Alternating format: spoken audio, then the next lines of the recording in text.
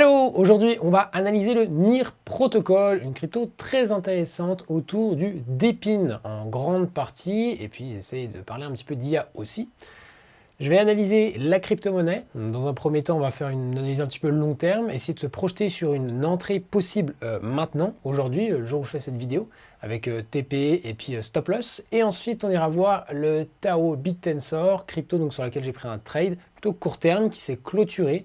Et je vais pouvoir te partager du coup les résultats que j'ai réalisés sur ce joli trade. Donc reste bien jusqu'au bout si tu veux savoir un petit peu tout ça. Allez, à l'écran on a le NIR Protocol, une bougie égale une semaine, très longue période. On a notre baisse depuis un très long moment, depuis le précédent bear market.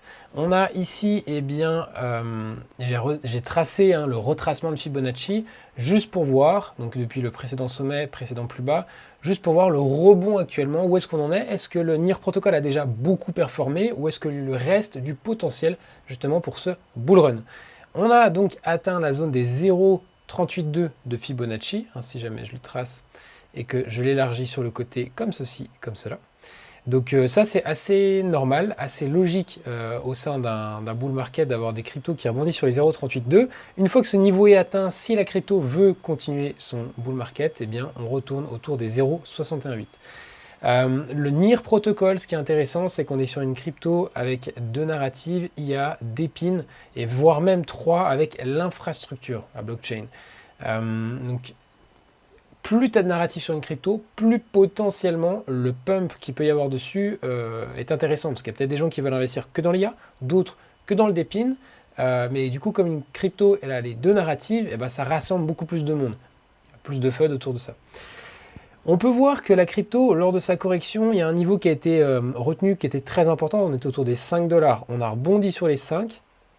On est passé en dessous, on n'arrive pas à clôturer, à rester longtemps au-dessus, et puis on vient retaper contre. Ce niveau-là, je l'ai tracé avec la ligne blanche, il est matériellement, je sais pas, il est fondamental sur cette crypto. Il a déjà été touché à plusieurs reprises lors du précédent cycle, on avait du mal à passer au-dessus, on s'en a été servi de support et ainsi de suite. On s'en a été servi de support pour repartir en bull market. Donc voilà, je l'ai tracé avec notre petite ligne blanche, et l'idée c'est de se dire que là, depuis récemment, on a été se faire un petit pullback des familles, une clôture sur le précédent sommet historique lors du bull. Donc ça c'était plutôt cool. Et la mèche a été bien ravalée. On a eu un pump qui a été très important par la suite. Et on va aller zoomer ça pour voir un petit peu le potentiel justement restant à venir sur cette crypto. Donc on a dit que les 0,618 ce serait le prochain objectif. Cet objectif il est bien plus haut. Pardon, je vais revenir en arrière. Tac. Juste pour fixer, le prochain objectif, les 0,618, ce serait autour des 13 $ pour le NIR Protocol, alors qu'actuellement on est autour des 7,62. Donc un x2 assez facile à aller réaliser. Allez, si on regarde le NIR Protocol, du coup, en zoomant un petit peu plus, on voit que depuis précédemment, on a eu une très grosse correction, comme sur la plupart des cryptos, environ une cinquantaine de %. On a eu un très beau rebond. Ça a été assez rare qu'on ait des cryptos qui rebondissent aussi fort, je crois 60%, si on n'était pas très loin, 81% même, tu vois, c'est énorme.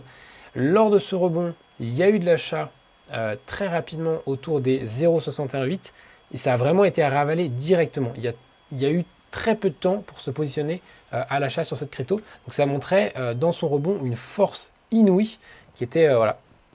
Franchement, regarde les autres graphiques des autres cryptos, et j'ai pas vu ça sur beaucoup de cryptos. Il y en a quelques-unes, dont le NIR. Ce qui est très intéressant aussi sur le NIR, c'est qu'on a eu du coup une résistance qui était très importante. En 4 heures, on la lit un petit peu mieux, mais là en daily, on voit clairement qu'on a du mal à clôturer au-dessus des 7,70. Ici, on n'a pas clôturé. Après, on a méché à plusieurs reprises sur ce niveau. On est en train de le backtester. Et donc, c'est là que je dis potentiellement pour avoir un achat. Parce qu'on a du coup une tendance qui était dans la tendance haussière pour aller viser les 0,618 de Fibo. On a une tendance qui est baissière ici et qui vient de se matérialiser avec un retournement. Si jamais je reprends mon stylo que j'ai ici, avec des nouveaux plus bas, plus haut que les précédents, des nouveaux plus haut que les précédents. Ça c'est très simple, analyse technique de base. L'idée c'est de se dire que on devrait pouvoir continuer cette tendance.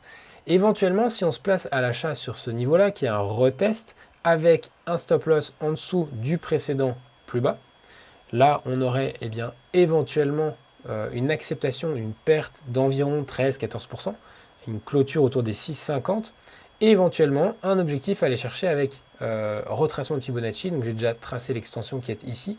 Venir chercher environ 55-56% sur cette crypto, vendre autour des 11,80, alors 12, c'est quasiment les 12 dollars, et je me dis voilà, prenons toujours un petit peu moins de risques et vendons un petit peu avant la zone, ce sera intéressant. Ça, c'est pour se projeter sur un trade d'environ 4 R, risk-reward. Tu perds 1, mais potentiellement tu gagnes 4. Et du coup, si tu prends plusieurs trades comme ça, si tu gagnes seulement 25% de tes trades, eh bien, tu es quand même rentable. Éventuellement, si la crypto part et qu'elle nous fait un super bull run, ça se trouve qu'on va avoir une hausse et elle va dépasser son objectif. Eh bien alors, soit on décide de clôturer autour des 1,6 et on est gagnant, on n'en parle plus, soit éventuellement on remonte son stop loss au fur et à mesure des paliers. Et puis le moment où la crypto nous fera un retournement, eh bien là, le stop loss sera simplement pris et on aura peut-être dépassé l'objectif. Attention, on est bien d'accord, tout ce que je raconte là, ce n'est pas un conseil en investissement, c'est une possibilité. À force d'analyser les cryptos, c'est une pattern que je vois qui se retrouve très souvent sur ce marché. Et là, potentiellement, avec le pump récent de Bitcoin et d'Ethereum, sachant qu'on est quand même en attente sur une news d'Ethereum, eh bien, on pourrait peut-être voir cet actif justement prendre plus 60%. Ça paraît pas une performance astronomique, mais réfléchissons au ratio. Ratio 4R, ça veut dire qu'une perte de 1, je vais peut-être gagner 4. Je perds peu pour gagner quand même plutôt pas mal et éventuellement beaucoup plus. Si le trade continue de monter, je remonte mon stop loss et peut-être qu'on fera un R de 5, de 6, de 7 si la crypto continue de monter. Ok, j'ai pris un petit peu de recul sur le graphe. On se projette éventuellement, si le token rentre dans la zone des 0,618 et qu'il continue son chemin, on a éventuellement une deuxième zone potentielle sur laquelle on pourrait se placer pour vendre autour des 16,62 avec 118% de performance. Donc là, forcément, notre R, il augmente à 8,57, ce serait vraiment top. Et on commencerait à arriver sur une zone quasiment de résistance. Là, on a les derniers sommets, on va dire, autour du NIR. Et si vraiment le NIR venait à péter ces niveaux, on aurait éventuellement une continuation avec un nouvel ATH. Je ne prends pas en compte la mèche qui est ici sur le côté, parce que bon, c'est une mèche des enfers. Il y a dû y avoir des problématiques sur HTX au moment des ordres d'achat et compagnie. Éventuellement, l'objectif à aller atteindre, si jamais vraiment on se faisait un nouvel ATH, il faut que je le mette du coup avec un nouveau sommet un petit peu plus haut. Alors je l'avais déjà tracé sur le côté. Il est ici. Éventuellement, et je dis bien éventuellement, c'est pas ce qui va se passer. Éventuellement, si le NIR protocole fait un nouvel ATH, on pourrait éventuellement aller viser autour des 32, 33 dollars. Et du coup, réaliser potentiellement, à partir du moment aujourd'hui où on est, éventuellement quelque chose comme 300, 325%. Et là, on est sur un x4. Ce serait vraiment une performance assez importante. Alors après, il faut rester aussi longtemps dans le trade et c'est pas évident. Et ça nous ferait un trade de 23 R. Moi, aujourd'hui, j'ai acheté en spot. J'ai pris une position sur le NIR protocol, une position de 500 dollars. Je peux la montrer, comme ça, elle sera publique. Voilà, donc comme tu peux le voir, ici, le NIR protocol, 12h22, l'ordre a été exécuté. Je n'étais pas devant l'ordinateur à ce moment-là. J'étais en train de manger et du coup, j'ai pu acheter, du NIR protocol à 7,58 et ce qui m'en fait un total de 67. J'ai 67 NIR et donc éventuellement, s'il monte un petit peu beaucoup, je pourrais récupérer des profits. J'ai une deuxième partie avec un tout petit trade d'une centaine d'USDT avec du levier, je crois, x3 qui me permettrait d'essayer de surperformer un peu le token. Peut-être que je le couperai avant, peut-être après, je sais pas. En tout cas, je propose de suivre le trade du NIR protocol sur la chaîne pour montrer si j'ai raison, si j'ai tort. Donc n'hésite pas à t'abonner pour voir les prochaines étapes de ce trade. Ok, on en termine avec le Tao, le trade que j'ai pris du coup récemment. C'était un trade plutôt court terme. Je rappelle, on avait sur le Tao du coup une baisse. On faisait vraiment des nouveaux plus hauts, plus bas que les précédents. Idem, des nouveaux plus bas que les précédents. On est arrivé sur un dernier lot plutôt important autour des 334.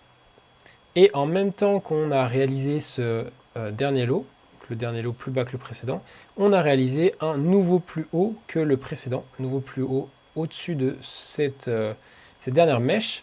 Et donc là, on commence à avoir potentiellement un retournement de structure. Donc moi, j'ai essayé de me placer grâce au retracement de Fibonacci dans la zone des 0,618. On avait une possibilité d'entrer ici éventuellement avec un stop sous les précédentes mèches. Comme j'étais devant le PC à ce moment-là, j'ai essayé de zoomer un petit peu dans la figure pour trouver une entrée un petit peu meilleure. un petit peu meilleur. Et qu'est-ce que j'ai eu? Qu'est-ce que j'ai vu? Eh bien, une nouvelle retournement à l'intérieur de la structure. Donc, on est venu retester les 0,618 dans la structure. Et là, qu'est-ce qu'on a fait?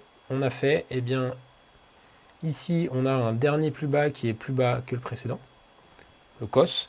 On a fait un nouveau plus haut qui était plus haut que le précédent ici. Et du coup, là, potentiellement, le retournement à aller chercher. On a fait donc un joli pump. On est venu faire une correction en A, B, C. Et le moment où j'ai décidé de prendre position, je pense que je ne devais pas être là sur le PC. Qu'est-ce qu'on a là? 15h, 15h, 15h. J'ai pris la position, je pense, autour des 5h de l'après-midi.